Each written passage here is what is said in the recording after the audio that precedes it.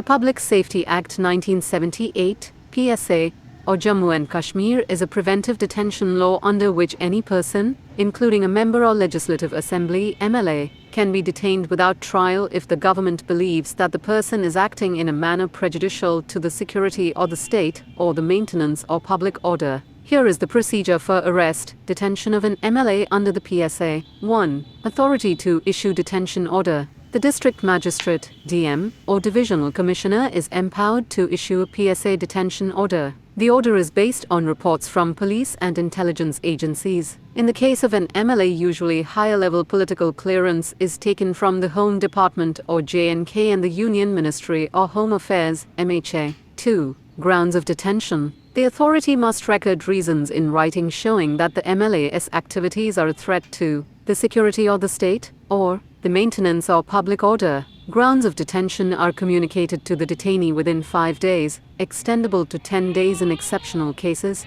3. Execution or arrest. Once the detention order is approved, police execute it. Being an MLA does not provide immunity against preventive detention, unlike certain immunities enjoyed under ordinary criminal law, such as requirement of speaker's permission in some cases. However, because of the political position, the arrest is usually coordinated with the Legislative Assembly Secretariat and communicated to the Speaker of the Assembly. 4. Communication to Assembly, if in session. If the Legislative Assembly is in session, the Speaker is formally informed of the detention of the MLA under PSA. This is similar to the procedure under the Code of Criminal Procedure, CRPC, Section 267, when a member or legislature is arrested. 5. Advisory Board Review. Within 4 weeks of detention, the case is referred to an advisory board, a panel of High Court judges or retired judges. The advisory board reviews whether there is sufficient cause for detention. If the board disapproves, the MLA must be released immediately.